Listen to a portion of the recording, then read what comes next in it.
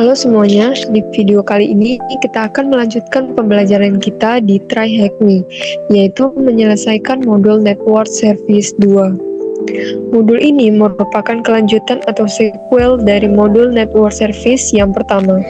Di sini kita akan mengeksplorasi beberapa kerentanan pada layanan jaringan yang umum ditemukan, serta bagaimana bentuk kesalahan konfigurasi atau misconfiguration yang sering terjadi dalam skenario penetration testing maupun tantangan CTF. Di modul ini, kita akan fokus mempelajari dan mempraktekkan eksploitasi pada beberapa layanan jaringan. Di antaranya ada NFS atau Network File System, kemudian SMTP, dan juga database MySQL.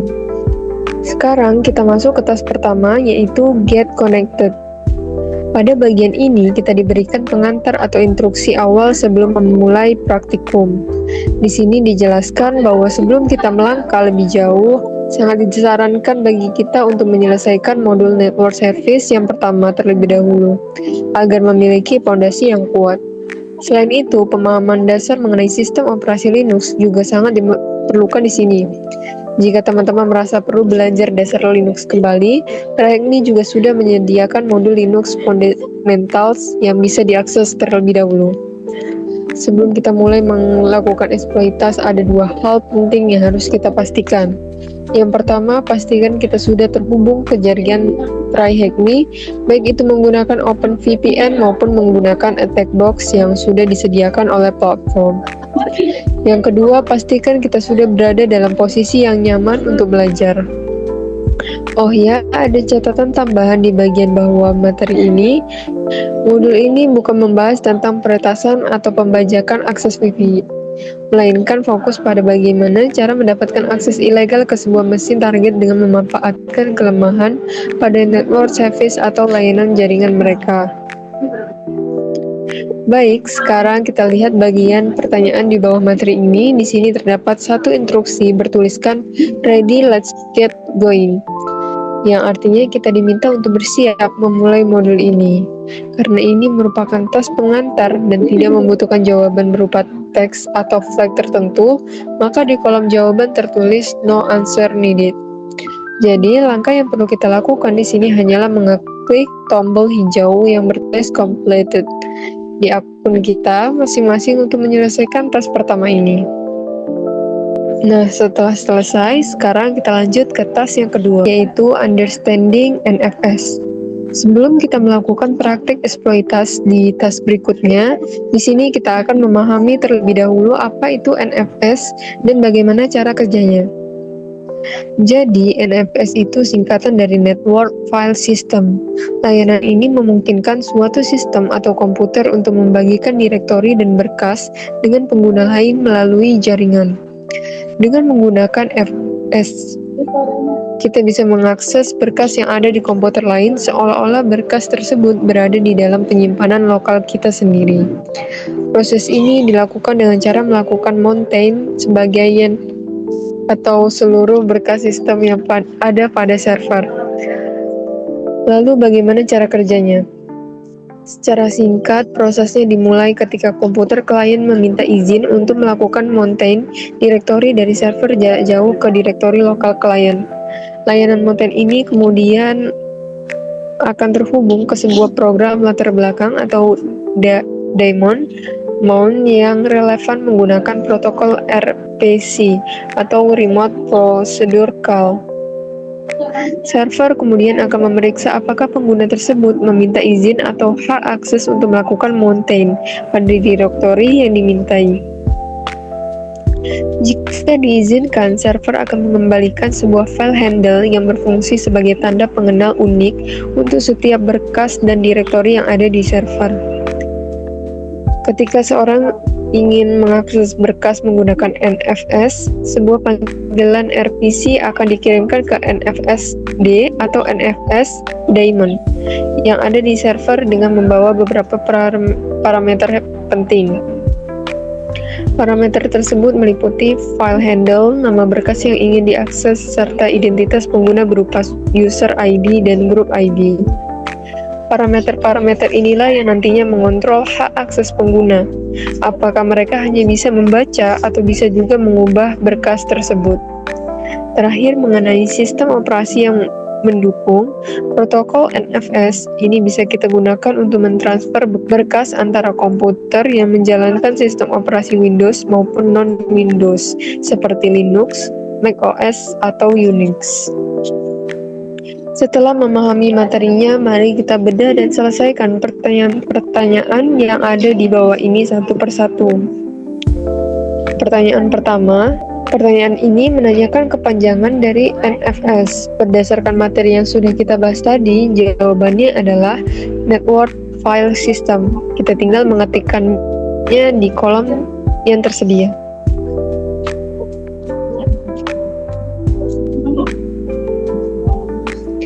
Pertanyaan kedua, di sini kita ditanya proses apa yang memungkinkan klien NFS berinteraksi dengan direktori jarak jauh seolah-olah itu adalah perangkat fisik lokal.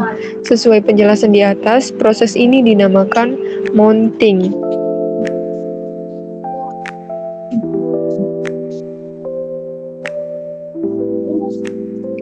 Pertanyaan ketiga.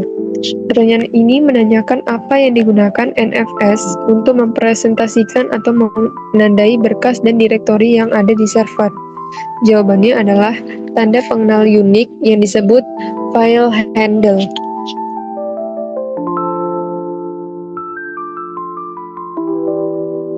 Pertanyaan keempat, protokol apa yang digunakan NFS untuk berkomunikasi antara server dan klien? Seperti yang sudah disebutkan dalam mekanisme kerjanya, protokol yang digunakan adalah RPC atau Remote Procedure Call.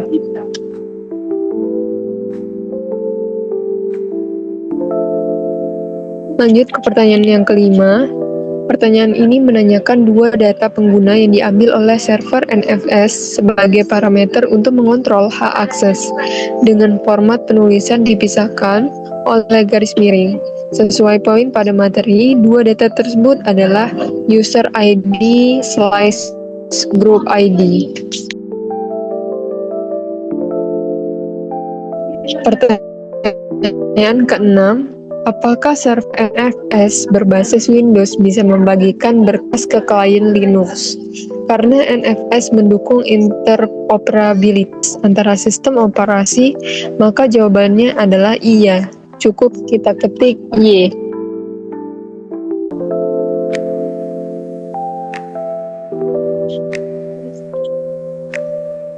Pertanyaan ketujuh, pertanyaannya mirip dengan sebelumnya. Apakah server NFS Linux bisa membagikan berkas ke klien macOS? Jawabannya juga tentu saja bisa. Jadi kita masukkan Y. Pertanyaan terakhir, di sini kita diminta mencari versi terbaru dari NFS yang dirilis tahun 2016, namun masih digunakan. Jika kita melakukan riset tambahan, versi pembaruan terakhir yang dimaksud adalah versi 4.2.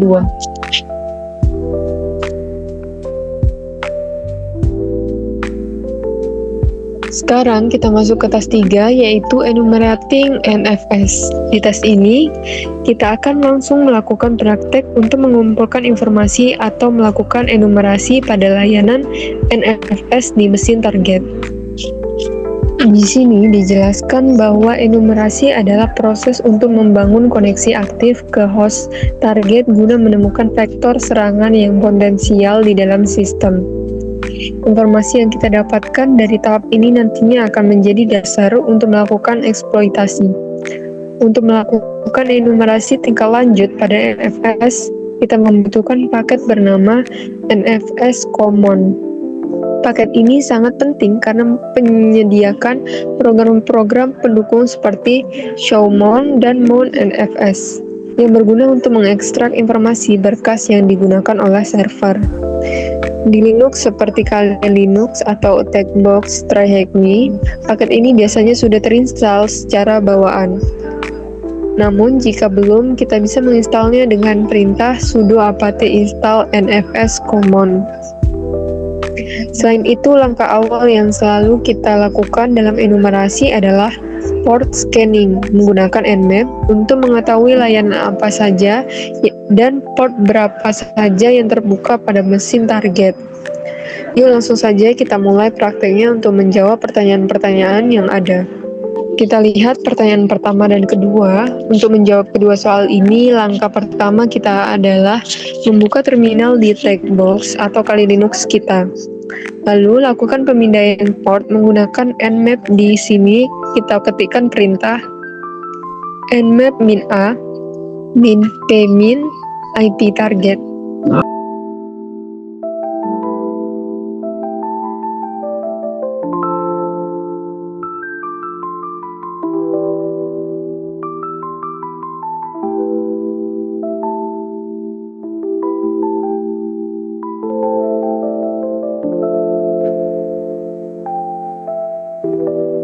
Argumen min A digunakan untuk melakukan deteksi OS dan versi layanan secara agresif, sedangkan min P min digunakan untuk memindai seluruh port yang ada. Setelah proses pemindaian selesai, kita bisa melihat hasilnya di layar.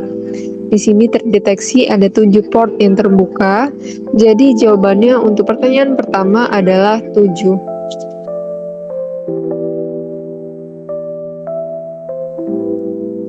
Kemudian, jika kita perhatikan daftar port yang terbuka beserta layanannya, layanan NFS yang sedang kita cari ini berjalan pada port 2049. Berarti jawaban untuk pertanyaan kedua adalah 2049.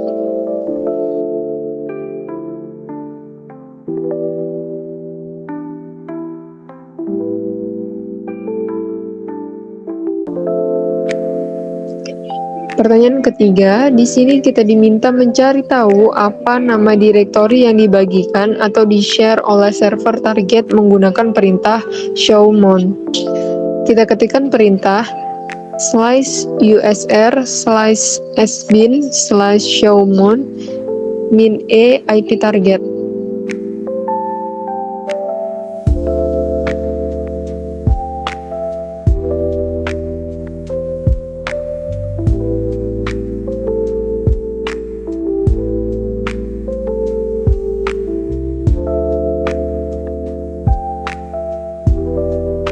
Setelah kita jalankan perintah ini, akan menampilkan daftar export list dari server target. Di sini terlihat simbol garis miring diikuti kata /home. Ini mengindikasikan bahwa direktori home pada server target dibagikan secara terbuka. Jadi jawabannya adalah /home.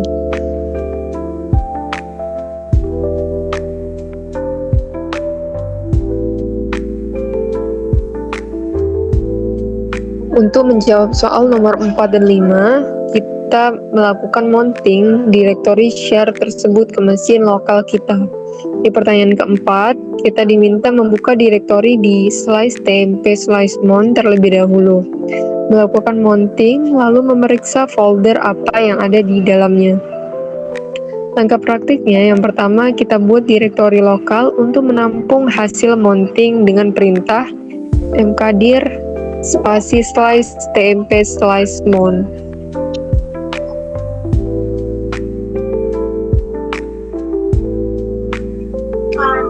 Langkah kedua, kita hubungkan direktori home dari target ke folder lokal yang baru kita buat tadi dengan perintah sudo mon min t nfs ip target /home/tmp/mon/min nolog.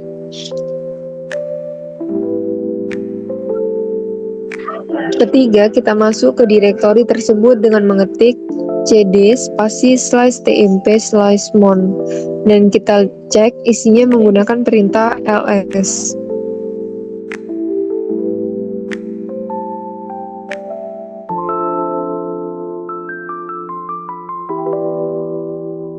Nah, di terminal bisa kita lihat terdapat folder bernama Cappuccino dan Ubuntu.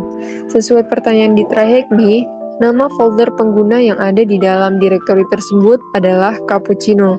Jadi, kita masukkan jawabannya.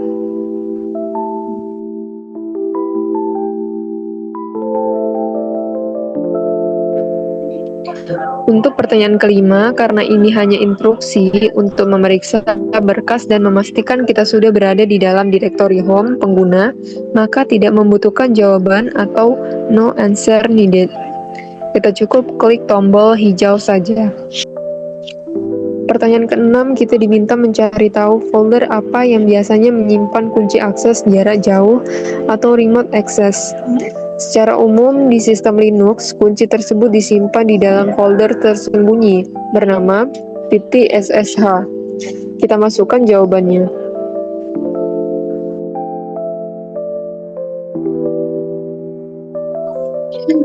Untuk mengetahui kunci mana yang paling berguna, mari kita praktekkan dengan memeriksa isi dari folder .ssh milik user cappuccino tersebut. Di terminal, kita ketik perintah ls-temp/mon/cappuccino/.ssh.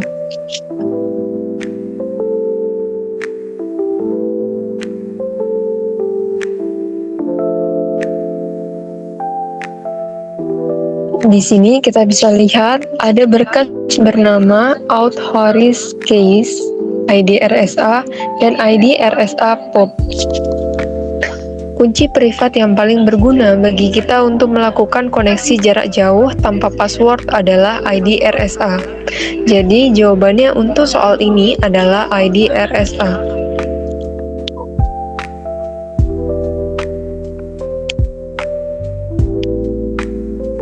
Pertanyaan terakhir, mari kita buktikan apakah kita bisa masuk menggunakan kunci privat ID RSA. Langkah praktiknya, yang pertama, kita salin terlebih dahulu berkas ID RSA ke directory home. Kita agar aman dengan perintah cp /temp/cappuccino/.ssh/id/rsa.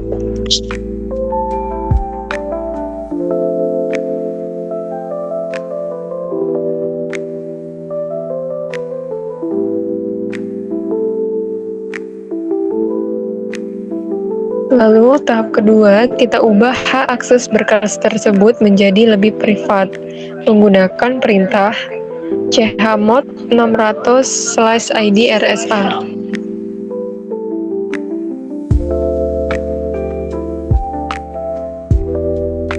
Sekarang kita coba melakukan koneksi SSH ke mesin target menggunakan identitas user cappuccino dan menyertakan kunci privat tadi dengan perintah ssa-i/id/rsa cappuccino @ip target.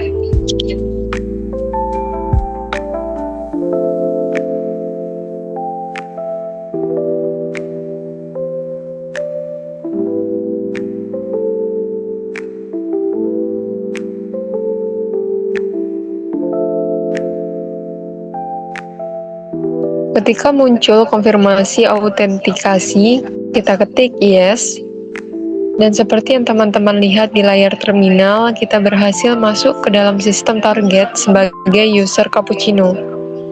Karena praktiknya berhasil, maka jawabannya untuk pertanyaan terakhir ini adalah Y.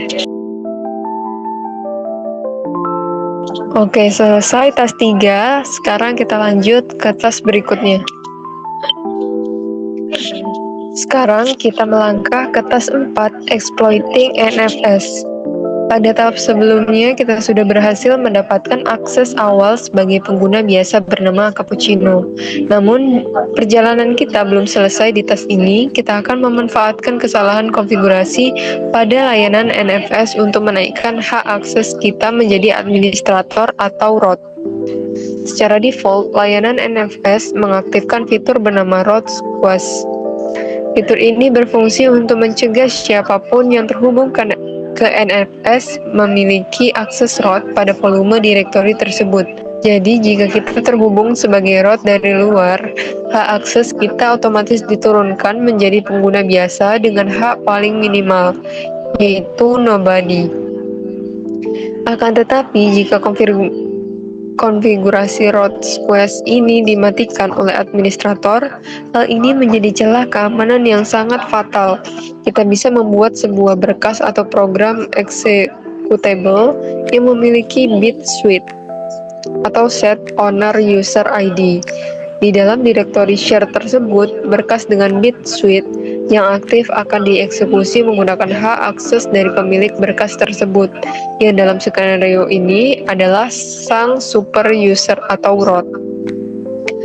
Alur serangan kita kali ini adalah kita akan mengunduh berkas binar komputer atau executable dari program base shell, menyalinnya ke direktori NFS yang sudah kita mount, mengubah kepemilikannya menjadi milik root, lalu mengaktifkan bit suite-nya. Setelah itu kita tinggal mengeksekusinya lewat koneksi SSH untuk mendapatkan root shell.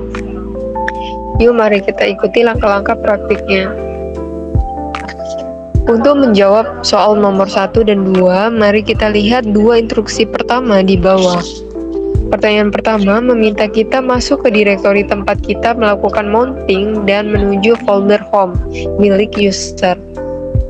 Pertanyaan kedua meminta kita mengunduh berkas executable base dan menyalinnya ke folder NFS share tersebut, serta mengubah kepemilikannya menjadi milik root menggunakan sudo conn root base.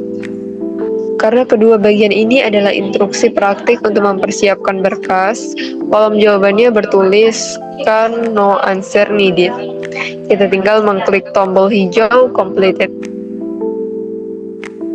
Langkah praktiknya di terminal. Yang pertama, demi kecocokan sistem, kita unduh atau ambil langsung berkas binar base dari mesin target ke folder komputer lokal. Kita menggunakan perintah scep.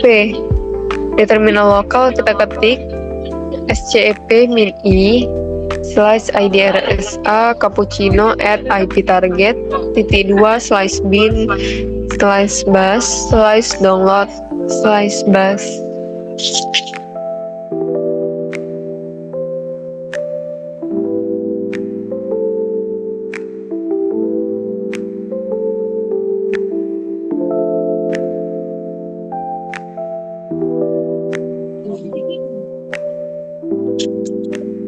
Kedua, kita pindah ke direktori mounting lokal tempat folder share milik user cappuccino berada dengan mengetik cd /tmp/mount/cappuccino.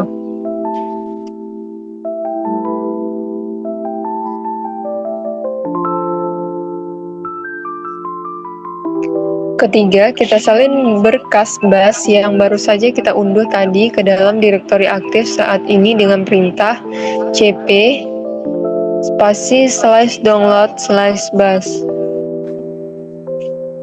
Keempat, kita ubah pemilik dari berkas bus ini menjadi root dengan perintah sudo conn root bus.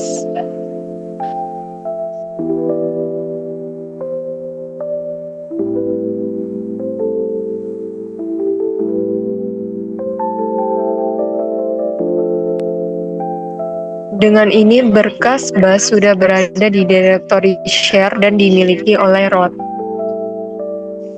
Kita masuk ke pertanyaan ketiga. Di sini kita ditanya huruf apa yang digunakan dalam perintah chmod untuk mengaktifkan bit suite.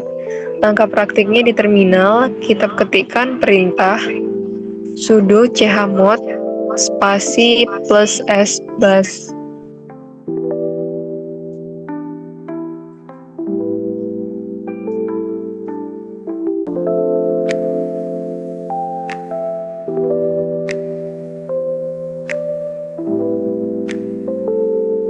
Nah, argumen yang kita gunakan di sini adalah tanda tambah diikuti huruf S. Jadi, jawaban untuk pertanyaan ketiga ini adalah huruf S. Selanjutnya, pertanyaan keempat, kita diminta melakukan pemeriksaan untuk memastikan bahwa hak aksesnya sudah berubah dan bit suite-nya sudah aktif. Langkah praktiknya, kita ketik perintah ls-la bus.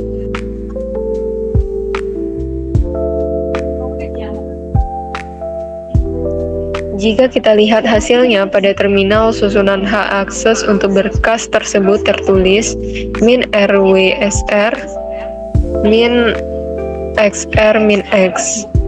Huruf S di sini menandakan bahwa bit switch pada berkas milik root ini sudah sukses diaktifkan.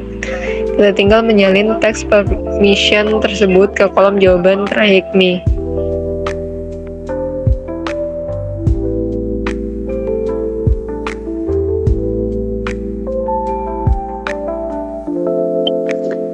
Sekarang kita sampai pada tahap akhir, pertanyaan kelima, meminta kita melakukan SSH kembali ke mesin target. Sebagai user biasa, lalu memeriksa apakah berkas bus tadi sudah ada di sana. Kemudian mengeksekusinya dengan perintah /bus min IP. Karena ini adalah instruksi eksekusi, status jawabannya adalah no answer needed. Mari kita praktikkan. Langkah praktiknya, yang pertama kita buka koneksi SSH baru ke target dengan perintah ssh-min-i/id-rsa cappuccino @ip target.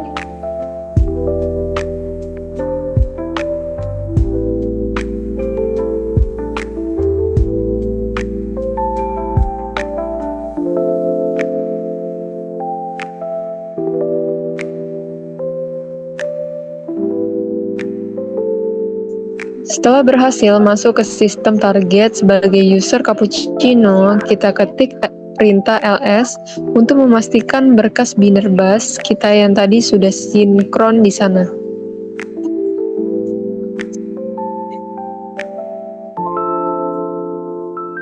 Sekarang momen yang kita tunggu-tunggu, kita jalankan berkas tersebut dengan menambahkan parameter min-p agar sistem tetap mempertahankan hak akses suite-nya dan tidak menurunkan izinnya saat dijalankan.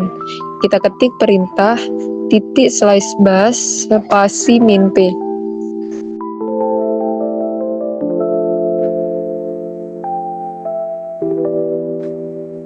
Perhatikan tanda petunjuk input terminal kita yang semula berupa tanda dolar, kini langsung berubah menjadi tanda pagar. Dan jika kita ketik Huami, kita bisa melihat bahwa posisi kita saat ini sudah sepenuhnya menjadi root. Kita lanjut ke pertanyaan terakhir.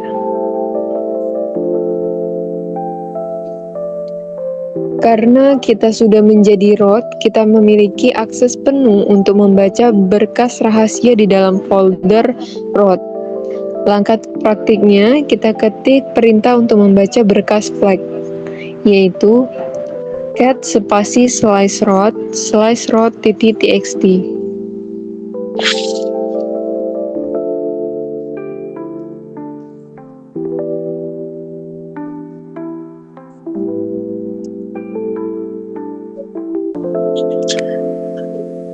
Hasilnya, flag rahasia yang kita cari akhirnya muncul di layar terminal, yaitu thm nfs got pwn need. Kita tinggal menyalin flag tersebut dan memasukkannya ke dalam kolom jawabannya terakhir.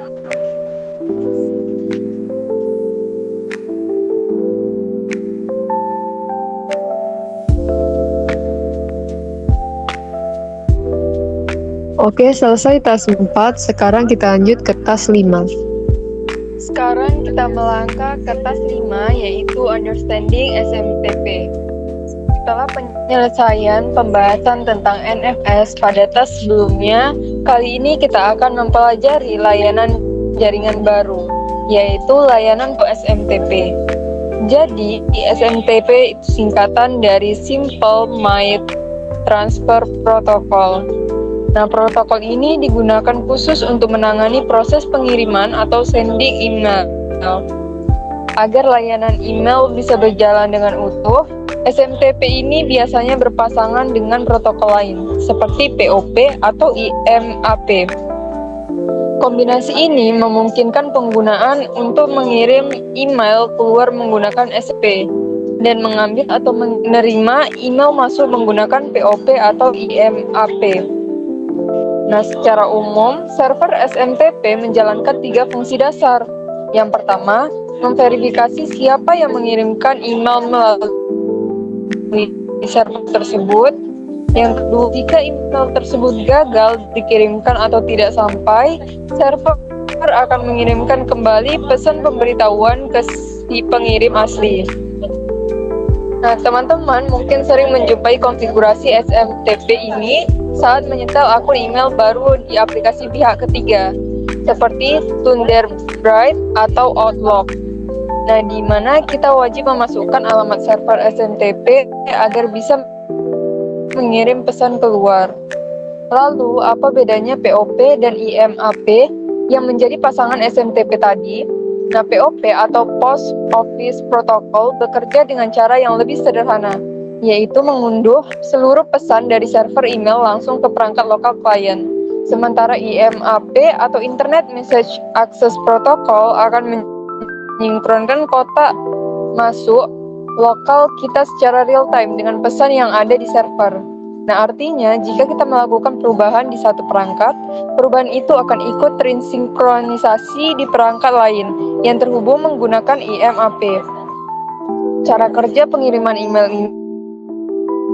ini sebenarnya sangat mirip dengan sistem menyiapkan surat, lalu kantor pos atau stasiun penyortiran bertugas mengambil dan mengarahkannya sampai ke kotak pos si penerima.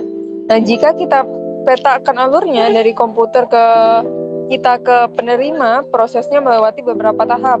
Yang pertama, agen email atau mail user agent, kita akan terhubung ke server SMTP domain kita.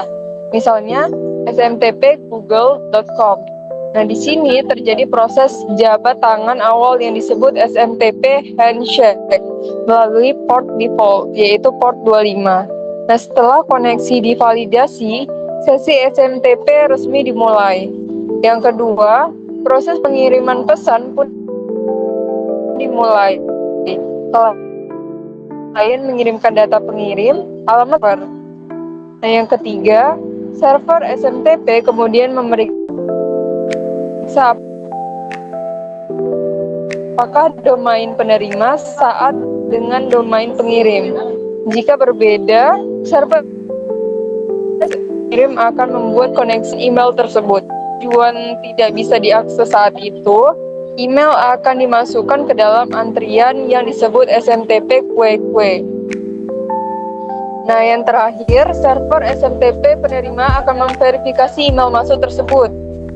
Jika domain dan nama pengguna dikenali, email akan diteruskan ke server POP atau IMAP agar nantinya bisa muncul di kontak masuk komputer si penerima. Nah, setelah memahami teori dan alur kerja SMTP, mari kita jawab pertanyaan-pertanyaan yang ada di bawahnya. Pertanyaan pertama, seperti yang sudah kita bahas di awal materi, kepanjangan dari SMTP adalah Simple Mail Transfer Protocol.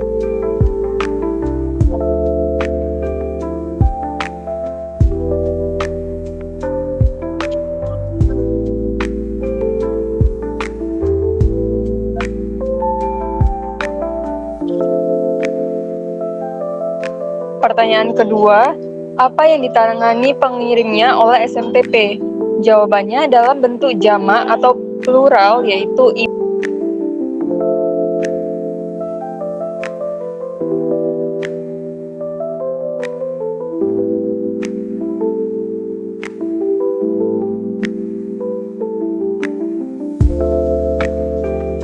Pertanyaan ketiga, apa langkah pertama yang terjadi dalam proses koneksi SMTP? Langkah awalnya adalah proses inisiasi jabat tangan yang disebut SMTP handshake.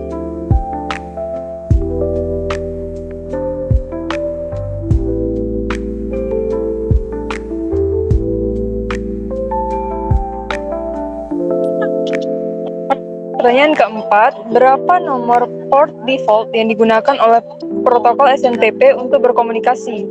Port standarnya adalah port 25.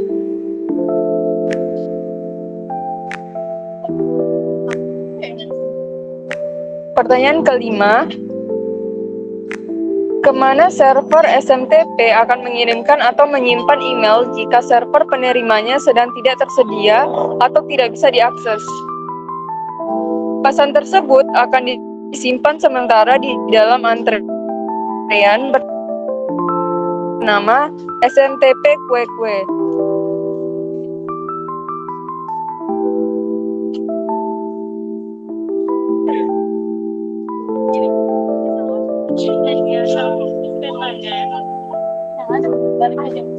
Pertanyaan ke-6. Di server mana email tersebut akhirnya mendarat atau disimpan agar bisa diambil oleh pengguna? Jawabannya adalah di server penerima yang menggunakan protokol POP/IMAP.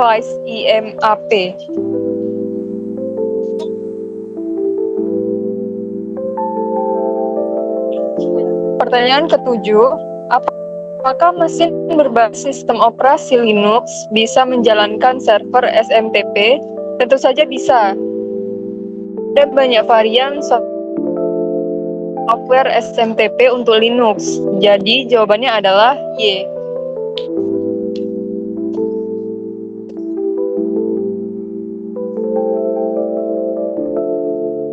Pertanyaan terakhir. Kebalikan dari pertanyaan sebelumnya, apakah mesin Windows juga bisa menjalankan server SMTP? Berdasarkan penjelasan materi di atas, software server SMTP juga tersedia untuk platform Windows. Jadi jawabannya juga Y.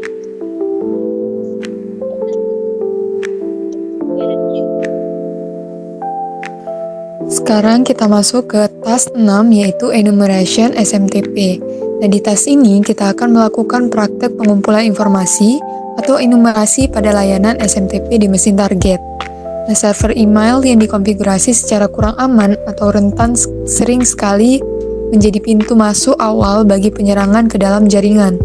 Nah, oleh karena itu, sebelum meluncurkan serangan, kita perlu melakukan fingerprinting server target untuk mengetahui versi layanan yang berjalan agar serangan kita bisa lebih tepat tetap sasaran.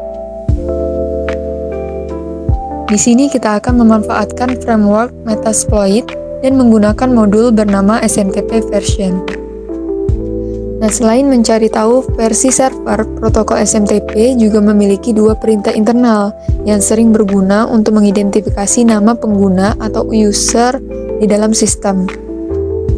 Nah, perintah tersebut adalah vrfy yang berfungsi untuk mengonfirmasi validitas nama pengguna dan expn yang bisa mengungkap alamat asli dari alias pengguna atau daftar milis.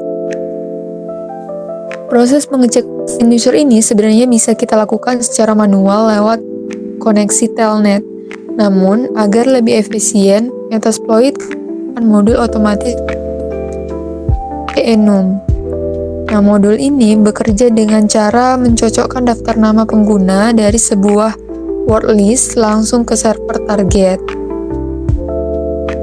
Nah, yuk langsung saja kita buka terminal dan mulai prakteknya.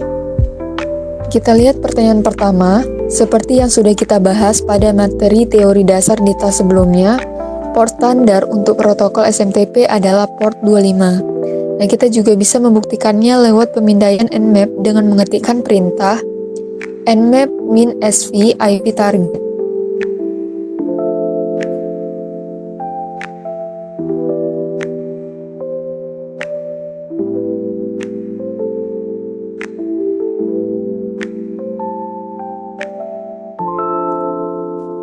Di sana terlihat port 25 berstatus open dengan layanan SMTP.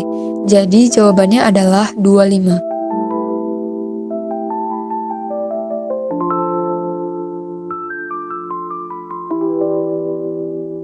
Pertanyaan kedua, untuk memulai dan masuk ke dalam framework Metasploit melalui terminal, perintah yang kita gunakan adalah msf console.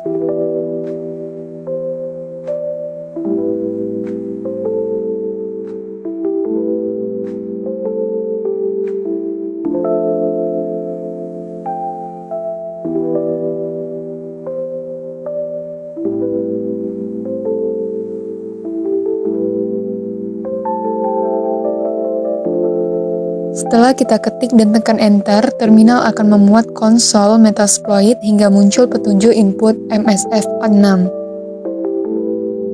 Sekarang kita masukkan jawabannya yaitu MSF console.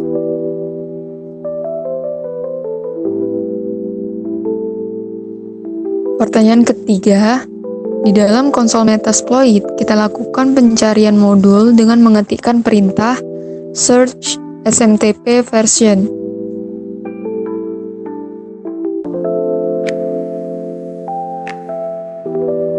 Hasil pencarian menunjukkan nama lengkap dari modul pemindaian tersebut adalah Auxiliary Scanner SMTP version. Nah, kita masukkan nama lengkap ini ke kolom jawaban.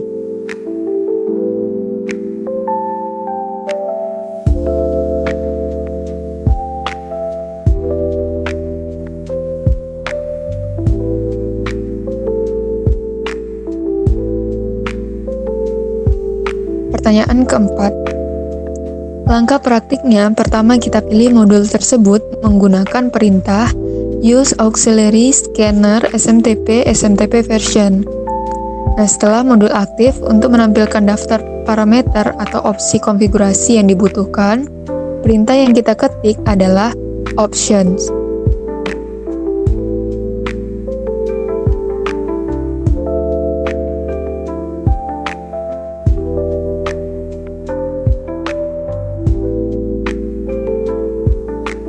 Jadi jawabannya untuk tas ini adalah option.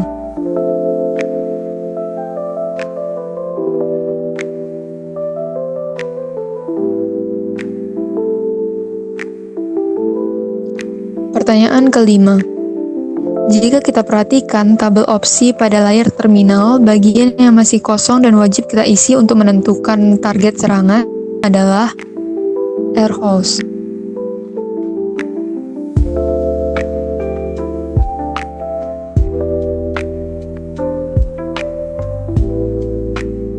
Pertanyaan keenam, langkah praktiknya kita set IP target kita terlebih dahulu dengan perintah set air host IP target.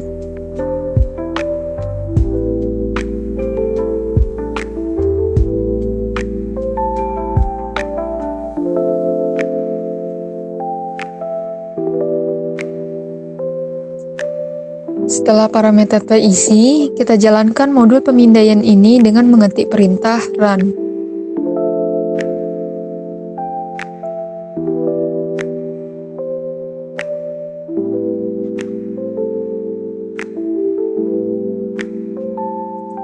Di layar terminal muncul hasil pemindaian yang menampilkan informasi banner SMTP. Dan di sana tertulis kata polos SMTP home. Nah, inilah nama sistem email atau sistem mail name dari target kita.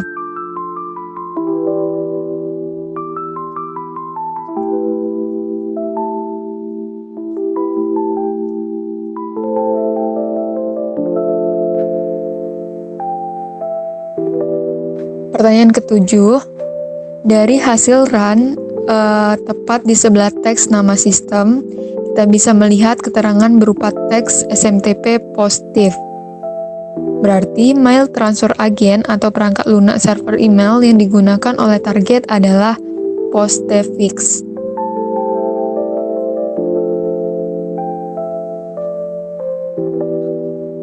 Setelah mendapat informasi versi server, sekarang kita lanjut ke tahap pencarian username yang aktif di sistem.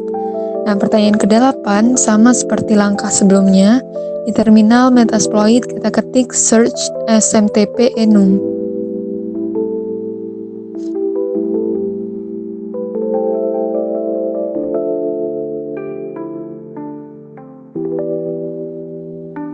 Nama lengkap modul enumerasi user yang muncul adalah Auxiliary Scanner SMTP enum.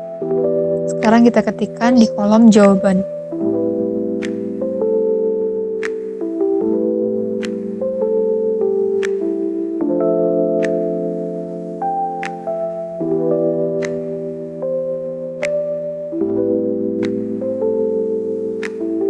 Kita ketik perintah use diikuti nama modul tersebut untuk mengaktifkannya.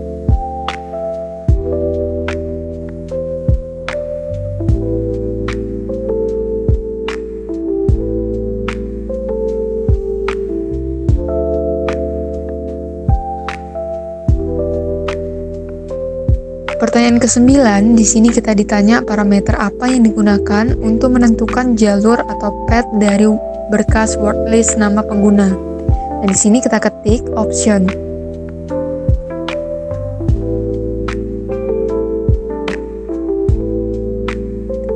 Berdasarkan tabel opsi modul ini, jawabannya adalah parameter user file.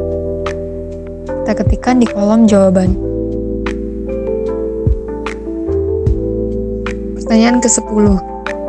Selain menentukan berkas word list, parameter penting lain yang wajib diisi agar modul tahu kemana harus memindai adalah parameter rhost. Jadi kita ketikkan jawabannya yaitu rhost.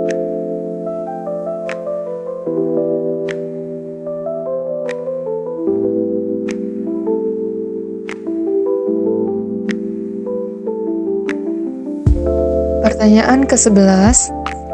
Karena ini adalah instruksi untuk mengeksekusi modul, maka jawabannya adalah no answer needed. Kita klik tombol hijau di Try Hack Me. Mari kita praktekkan langkah penyetelan dan pengeksekusian di terminal. Yang pertama, kita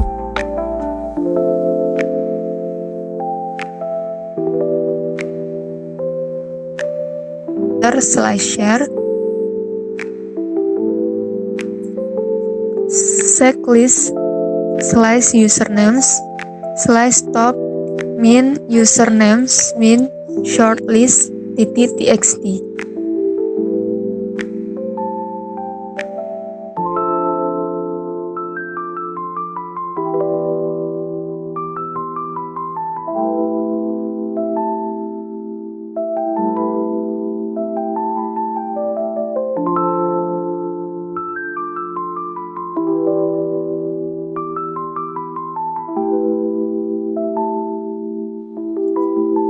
Langkah kedua, kita masukkan kembali IP target dengan perintah set rhost IP target.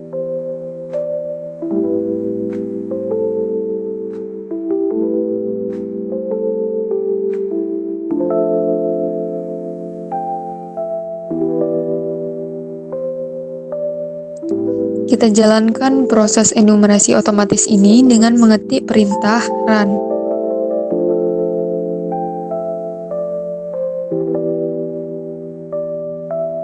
Setelah proses pemindaian word list selesai berjalan selama beberapa saat, kita bisa melihat hasil keluarnya di terminal. Nah, modul berhasil menemukan satu pengguna yang valid dengan teks user found atau administrator. Kita ketikkan di kolom jawaban administrator.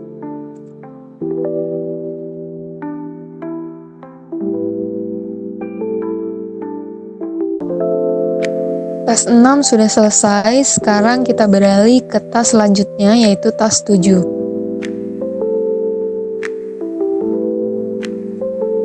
Sekarang kita melangkah ke tas 7 yaitu Exporting SMTP.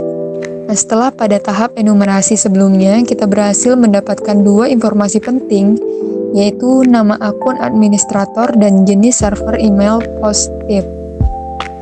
Sekarang saatnya kita memanfaatkan informasi tersebut untuk masuk ke dalam sistem doc ke-1. Dari hasil pemindaian port di awal, kita tahu bahwa satu-satunya port terbuka lain yang bisa kita gunakan untuk mengakses mesin ini secara langsung adalah layanan SSH.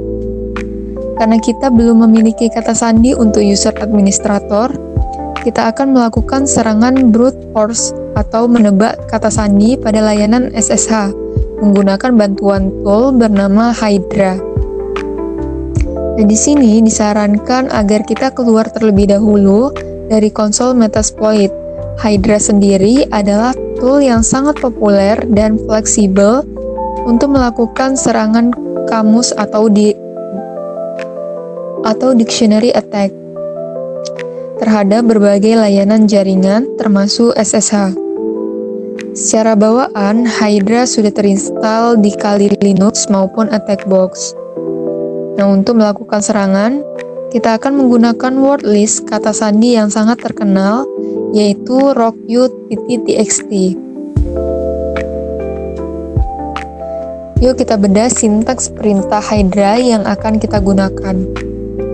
Yang pertama, Hydra yaitu untuk menjalankan tool Hydra itu sendiri. Yang kedua, min t16 Menentukan jumlah koneksi paralel sekaligus ke target agar prosesnya lebih cepat. Yang ketiga, min_l user, yang diisi dengan nama pengguna yang kita tebak kata sandinya. Yang keempat, min_p path to dictionary, dan diisi dengan jalur lokasi berkas wordlist kata sandi kita. Yang kelima, min_vv, yaitu mengaktifkan mode verbose agar kita bisa melihat setiap kombinasi login dan password yang sedang dicoba di layar terminal. Selanjutnya ada mesin IP, yaitu alamat IP dari mesin target kita. Nah, yang terakhir SSH, yaitu menentukan jenis protokol layanan yang menjadi target serangan kita.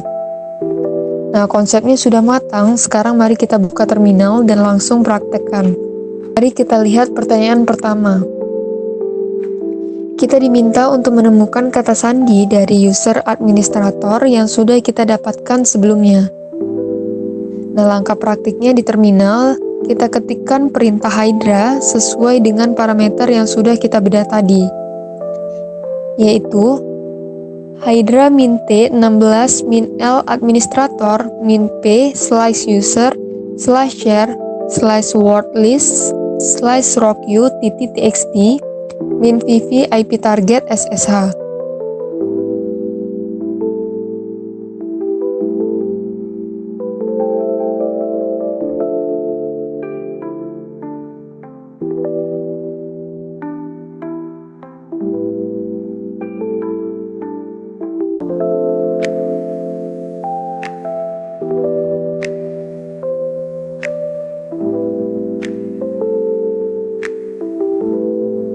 Setelah kita tekan enter, Hydra akan mulai mencocokkan ribuan kata sandi dari list rocku.txt ke layanan SSH target secara paralel.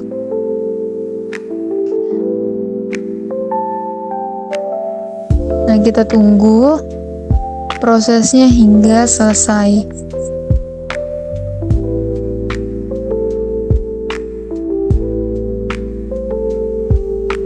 Nah, jika kita perhatikan baris output hijau di terminal, Hydra berhasil menemukan satu kata sandi yang valid.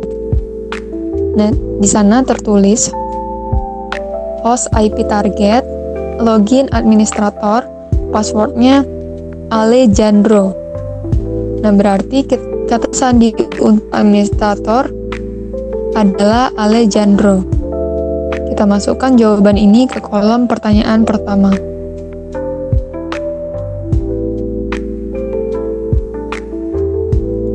Kita lanjut ke pertanyaan kedua. Setelah mengantongi kata sandinya, kita diminta melakukan koneksi SSH sebagai user tersebut dan memeriksa isi dari berkas bernama smtp.txt. Nah, langkah prakteknya di terminal. Yang pertama, kita lakukan koneksi SSH ke target menggunakan user administrator dengan mengetik perintah SSH administrator @IP target.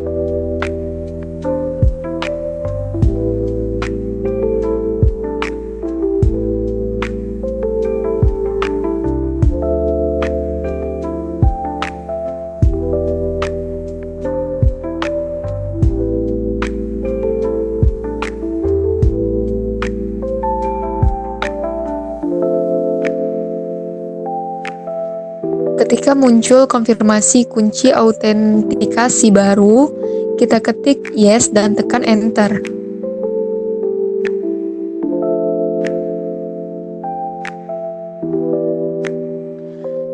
Selanjutnya, sistem akan meminta kata sandi. Kita masukkan kata sandi yang baru saja kita temukan tadi, yaitu Alejandro, lalu tekan enter.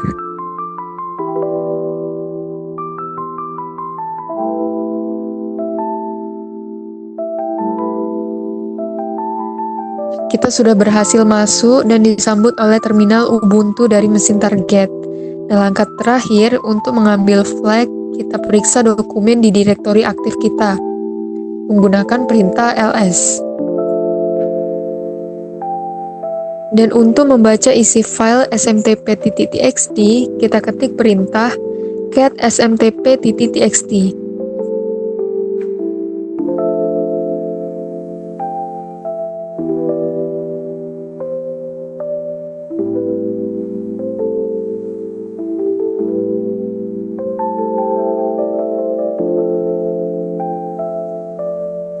Nah, di layar terminal langsung muncul flag rahasia yang kita cari, yaitu thm who no email server swear C001.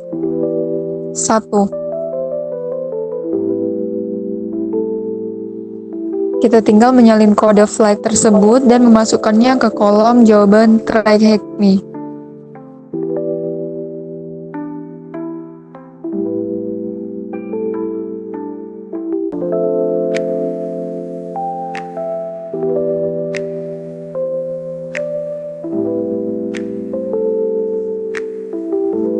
Sekarang kita masuk ke task 8, yaitu Understanding MySQL. Nah, di segmen kali ini kita beralih ke pembahasan mengenai salah satu teknologi database yang paling populer di dunia IT, yaitu MySQL. Nah, sebelum kita melakukan praktek pengujian keamanan pada database, yuk kita pahami dulu konsep dasar dan cara kerjanya. Nah, dalam definisi yang paling sederhana, MySQL adalah sebuah RDBMS atau Relational Database Management System yang berbasis SQL. Nah, mari kita bedah istilah-istilah ini satu persatu agar lebih jelas.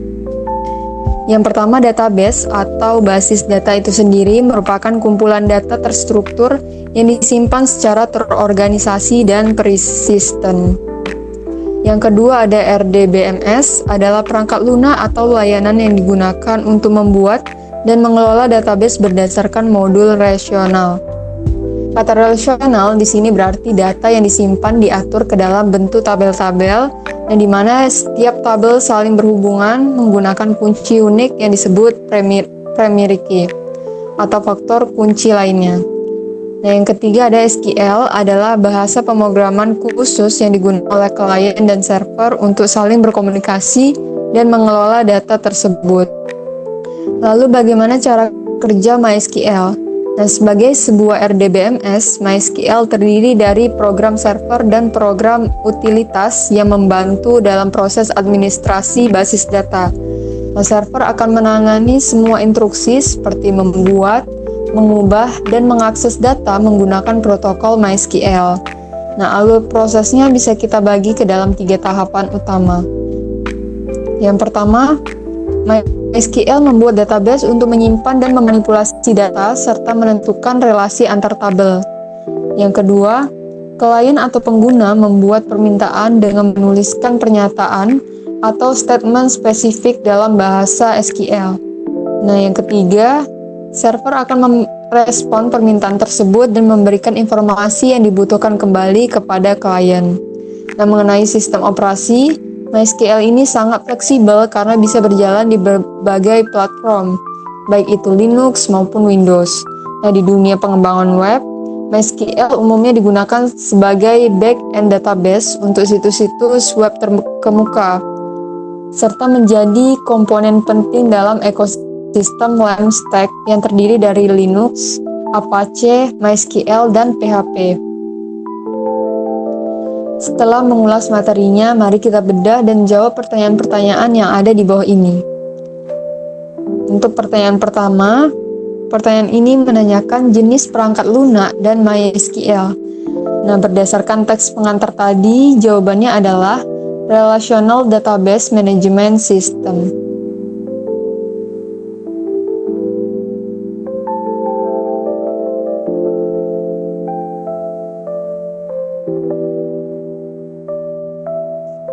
Pertanyaan kedua, berbasis pada bahasa apakah sistem MySQL ini? Dan sesuai dengan kepanjangannya, MySQL berbasis pada bahasa pemrograman SQL.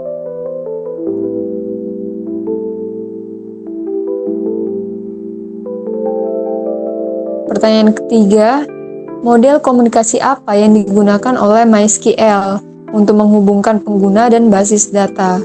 Jawabannya adalah model client server.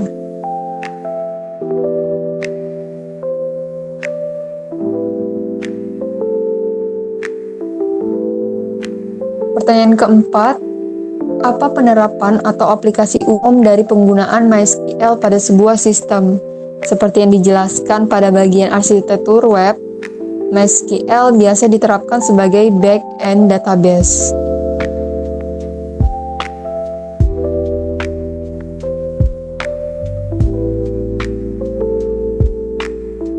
Pertanyaan terakhir, di sini kita diminta mencari tahu platform media sosial raksasa mana yang memanfaatkan MySQL sebagai basis data back-end mereka. Nah, jika kita melakukan riset tambahan, salah satu media sosial terbesar di dunia yang terkenal menggunakan arsitektur MySQL dalam skala masif adalah Facebook. Jadi kita tinggal ketikkan jawabannya di kolom yang tersedia.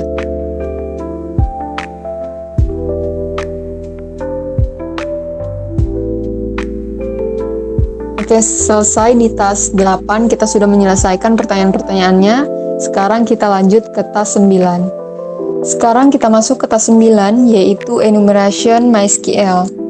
Nah, di task ini kita akan langsung mempraktekkan proses pengumpulan informasi atau enumerasi pada layanan basis data MySQL. Nah, berdasarkan proses skenario tantangan kali ini, biasanya kita sudah berhasil mengantongi sebuah kredensial awal dari hasil enumerasi layanan lain. Nah, di sini kita diasumsikan telah menemukan informasi akun berupa username root dan passwordnya yaitu password. Nah, saat kita melakukan pencarian subdomain web server, setelah kita mencoba login melalui SSH menggunakan akun tersebut dan ternyata gagal, sekarang kita akan mencoba peruntungan dengan menguji kredensial ini langsung pada layanan MySQL milik mesin target.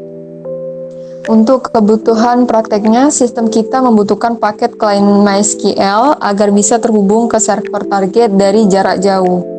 Nah, jika belum terinstall, kita bisa memasangnya dengan perintah sudo apt install default MySQL client. Selain melakukan koneksi manual, kita nanti juga akan menggunakan bantuan framework Metasploit untuk melakukan pemindaian otomatis yang lebih mendalam. Oke, yuk kita buka terminal dan langsung eksekusi soal-soalnya. Oke, kita mulai dari soal pertama. Di sini kita diminta untuk mencari tahu nomor port berapa yang sedang digunakan oleh layanan MySQL pada mesin target kita. Yang pertama-tama kita lakukan pemindaian port menggunakan nmap dengan mengetikkan perintah nmap min pn min t4 min a min p min ip target.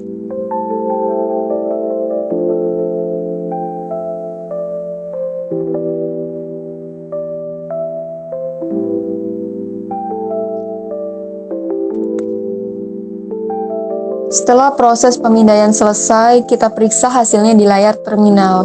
Nah, di sana terlihat sebuah port berstatus terbuka dengan keterangan layanan berupa MySQL. Nah, port tersebut berjalan pada nomor 3306. Nah, jadi langsung saja kita masukkan angkanya ke kolom jawaban soal nomor 1.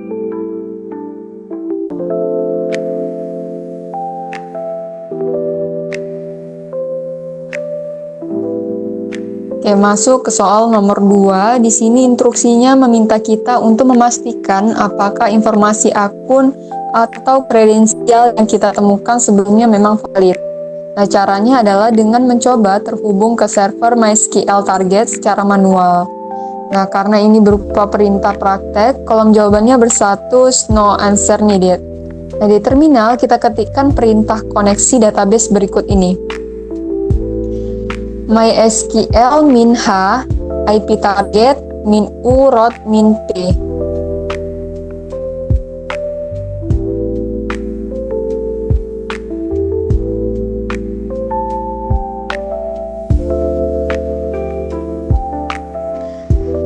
Karena di soal nomor 2 ini tidak membutuhkan jawaban yaitu no answer needed, sekarang kita tinggal klikkan ketik check.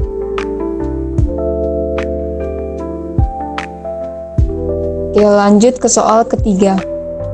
Nah, karena kita sudah tahu kalau data akun kita berfungsi dengan baik, sekarang kita diminta untuk keluar dari sesi manual ini dengan perintah exit, lalu membuka atau menjalankan framework Metasploit. Nah, ini juga instruksi praktek sehingga jawabannya adalah no answer needed. Nah, terlebih dahulu kita ketik perintah exit untuk memutuskan koneksi dari server MySQL target.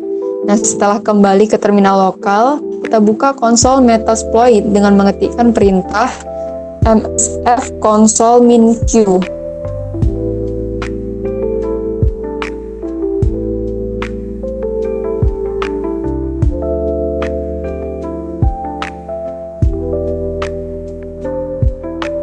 Argumen -q ini kita gunakan supaya Metasploit memuat lebih cepat tanpa menampilkan gambar banner bawaannya. Nah, kita tunggu beberapa saat sampai petunjuk input terminalnya berubah menjadi MSF6. Oke, karena di soal nomor 3 ini tidak membutuhkan jawaban, sekarang kita klikkan check.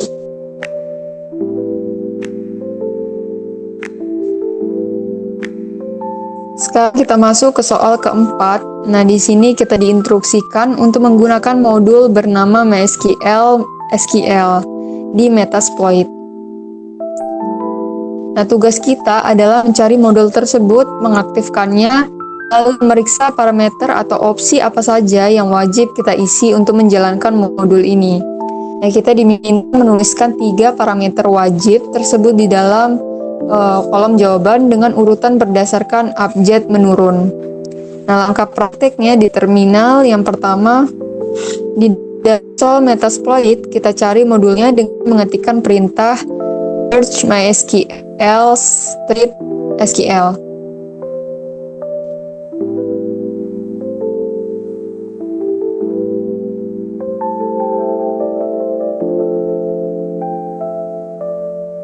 Yang kedua, setelah nama lengkap modulnya muncul, kita aktifkan dengan perintah use null.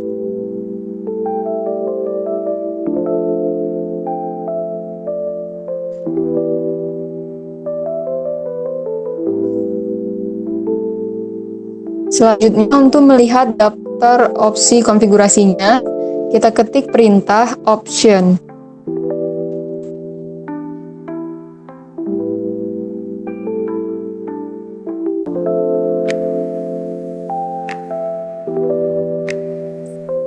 Mari kita perhatikan tabel opsi pada bagian bawah. Nah, di sana terdapat parameter yang keterangannya berstatus required, sama dengan yes. Nah, tetapi nilainya masih kosong atau bernilai null. Nah, pada kolom koneksi luar, 3 parameter penting yang harus kita set nilainya adalah password, proxy, dan username. Jika kita urutkan dari abjad yang paling akhir atau menurun, maka susunan jawabannya adalah password, garis miring, rhost, garis miring, username.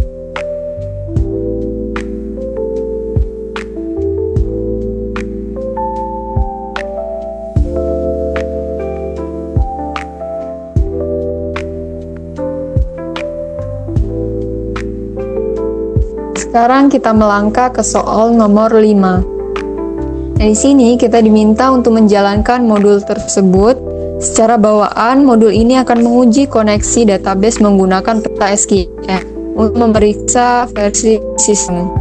Nah, tugas kita adalah melihat hasil atau informasi versi apa yang diberikan dari eksekusi tersebut.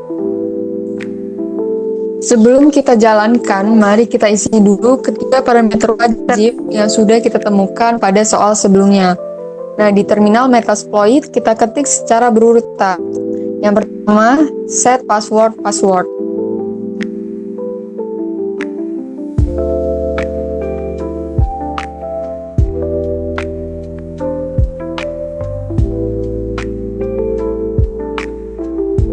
Lalu kita ketikkan set rhost IP target.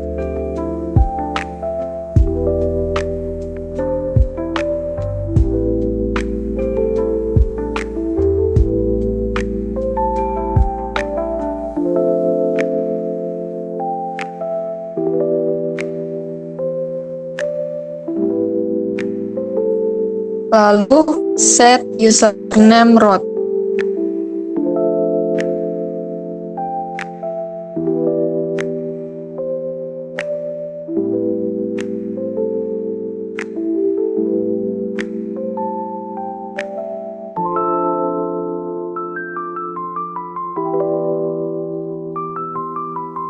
Setelah semua opsi terisi dengan benar, kita eksekusi modul ini dengan mengetikkan perintah run.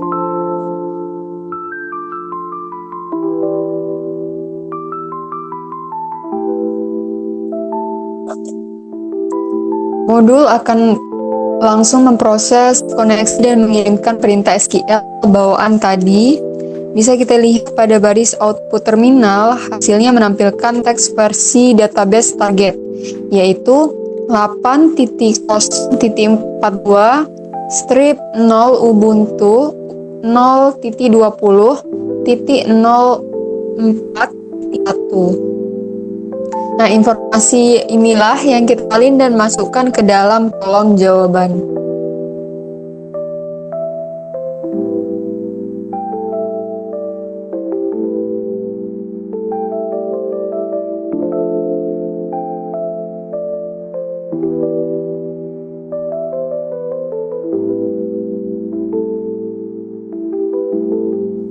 Sekarang kita sampai di soal terakhir atau soal ke-6. Nah, karena eksploitasi kita berjalan dengan lancar, kita ingin mencari informasi yang lebih menarik. Nah, kita diminta untuk mengubah parameter isi perintah SQL di MySQL menjadi perintah untuk menampilkan seluruh database yang ada. Nah, setelah dijalankan, tugas kita adalah menghitung berapa banyak database yang berhasil ditemukan atau dikembalikan oleh sistem. Nah, langkah prakteknya, untuk mengubah perintah SQL bawaannya, di terminal kita ketikkan perintah set SQL show database.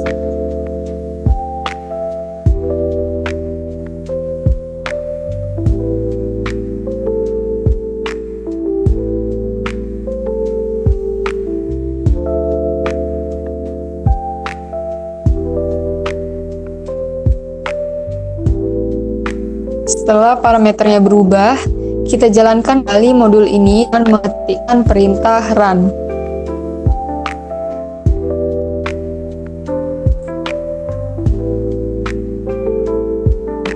Perhatikan tabel hasil keluaran baru yang muncul di bagian bawah terminal.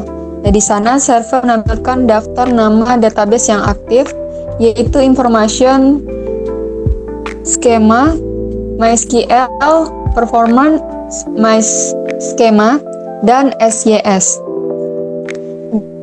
Jika kita hitung daftar tersebut, totalnya ada 4 nama database yang muncul. Berarti jawaban untuk soal terakhir adalah 4.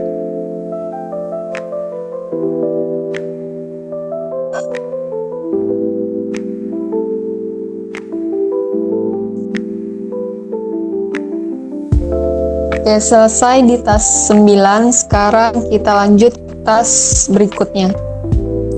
Oke, sekarang kita melangkah ke tahap akhir di ini, itu tas 10 yang judulnya Exploiting MySQL.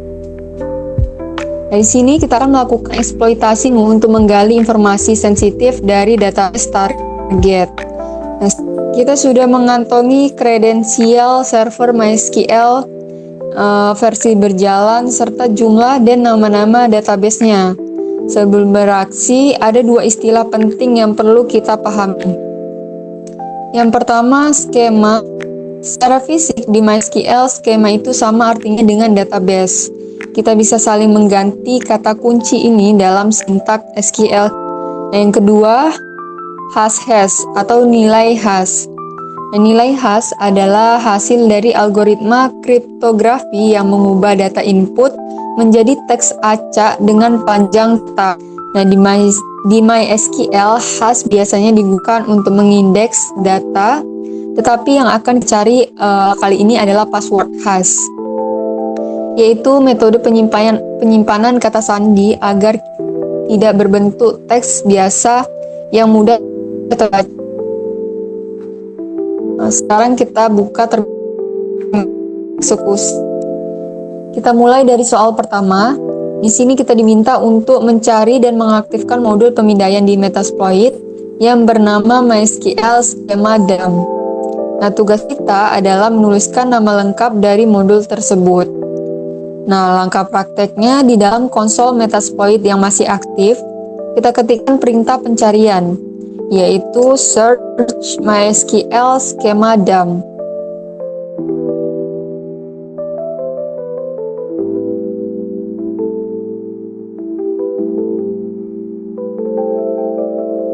Nah, hasilnya akan langsung muncul di layar terminal. Nama lengkap dari modul untuk membuang atau melakukan dump skema MySQL tersebut adalah auxiliary scanner MySQL schema dump. Nah, kita masukkan nama lengkap ini ke kolom jawaban pertama.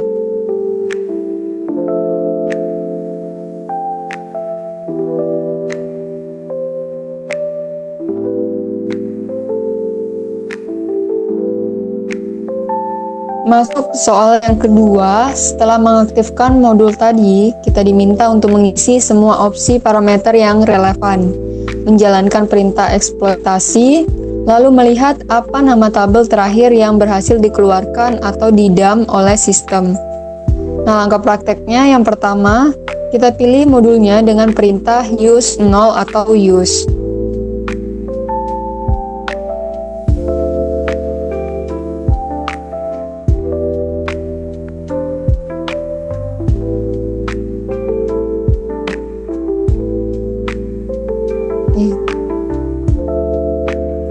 Yang kedua, kita masukkan konfigurasi parameter wajib seperti pada tes sebelumnya, yaitu set password.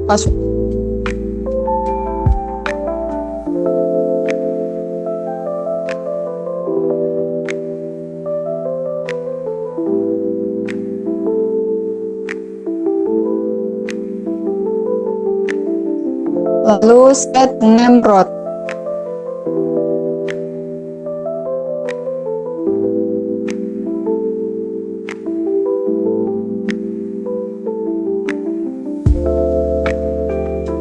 Nah, lanjut set host IP target.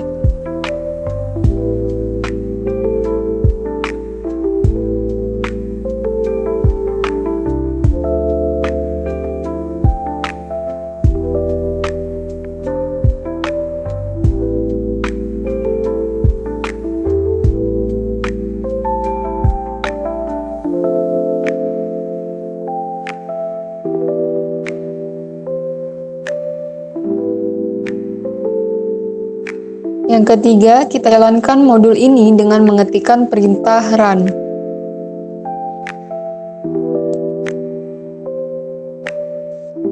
Setelah perintah berjalan, terminal akan menampilkan rentetan struktur tabel database target. Nah, jika kita scroll ke bagian paling bawah sebelum modul selesai, nama tabel terakhir yang muncul di sana adalah $whites global by latency. Nah, kita salin nama tabel tersebut untuk jawaban soal kedua.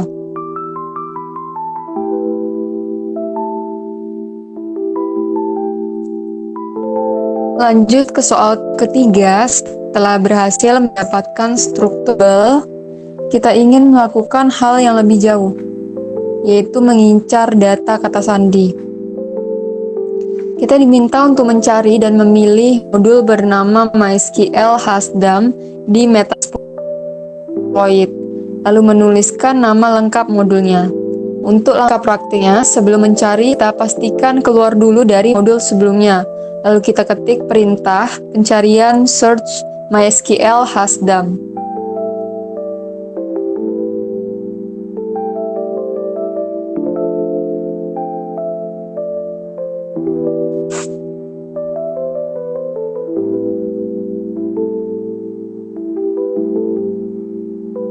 Nah, di layar bisa kita lihat hasil pencariannya. Nama modul lengkap untuk mengetahui sandi tersebut adalah auxiliary scanner MySQL Hasdam. Nah, kita masukkan nama ini ke kolom jawaban.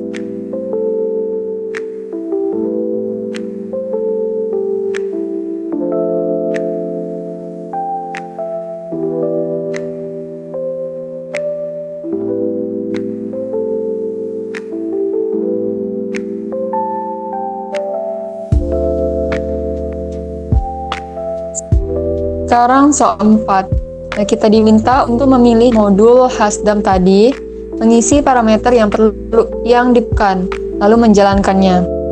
Nah, tugas kita adalah mengidentifikasi nama pengguna atau username non-default yang mencolok di hasil keluaran sistem. Nah, untuk langkah praktiknya, yang pertama, kita aktifkan modulnya dengan perintah use now.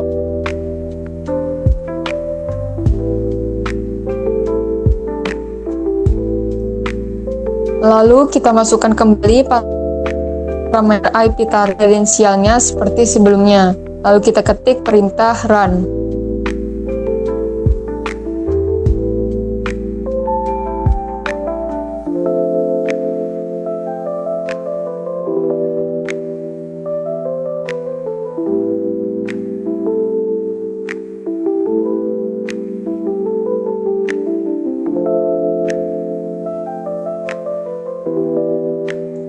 Modul akan langsung mengekstrak data akun dari server database target.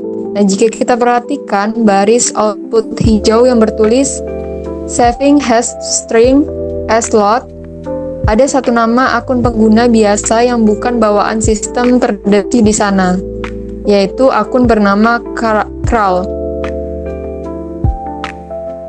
Nah, kita masukkan nama tersebut ke kolom jawaban.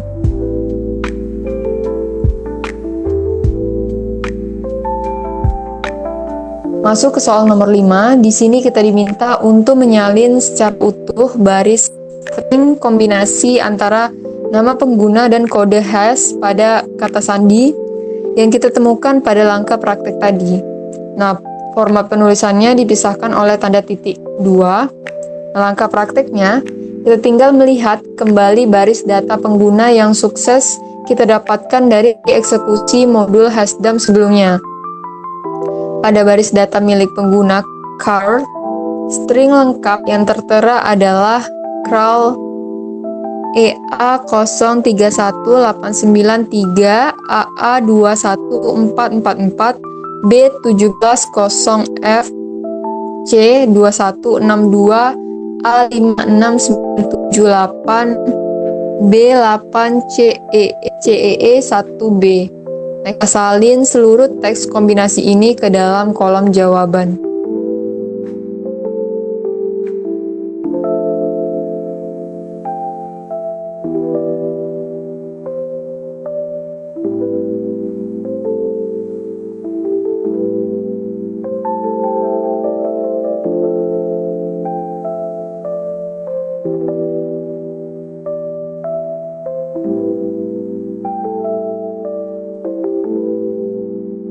Sekarang kita lanjut ke soal yang ke-6.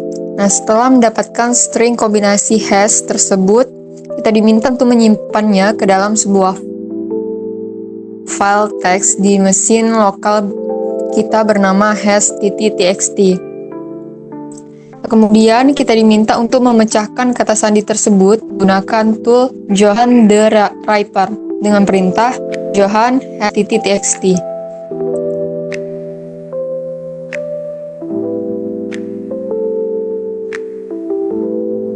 Dan mencari tahu apa kata sandi asli dari user tersebut.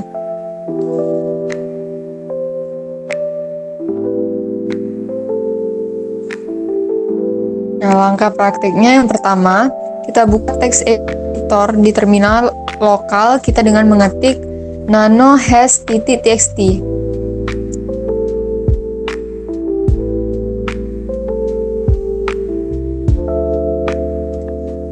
Lalu kita tempel string kombinasi milik car tadi di dalamnya, lalu simpan file tersebut.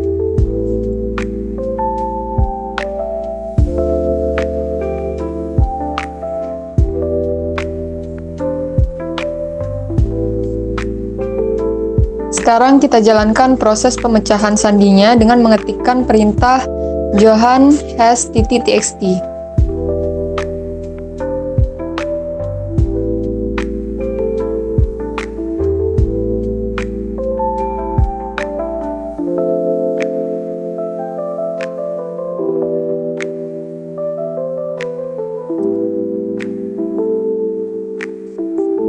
John the Ripper akan mendeteksi jenis formal hash tersebut sebagai MySQL SHA-1 dan mulai mencocokkannya dengan kamus kata sandi bawaan.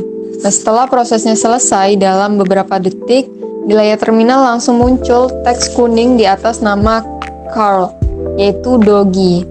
Berarti kata sandi asli milik Carl adalah Doggy.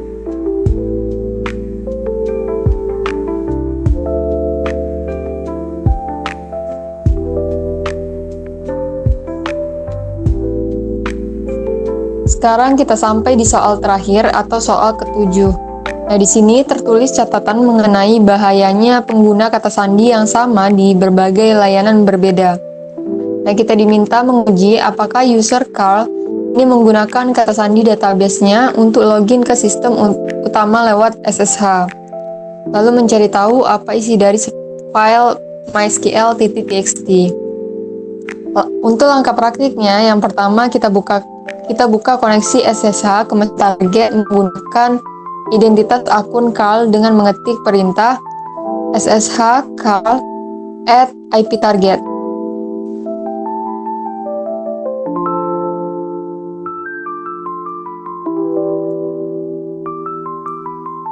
Lalu kita diminta memasukkan kata sandi, kita ketikkan Doggy.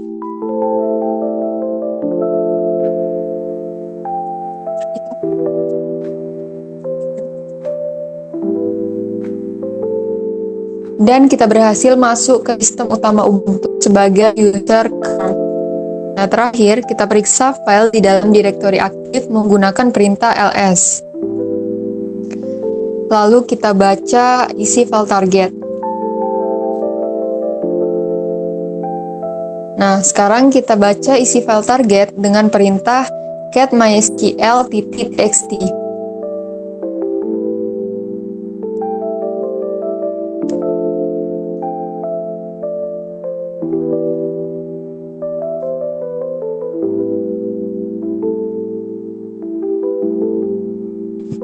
Seperti yang kita lihat di layar terminal, flag rahasia akhir yang kita cari langsung muncul, yaitu THM, congratulations you got the MySQL flag.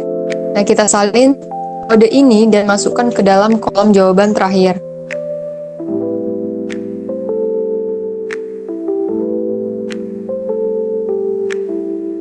Selesai di tas 10, sekarang kita lanjut ke tas berikutnya, yaitu tas 11. Nah, di tas 11 ini yaitu tas Porter Learning.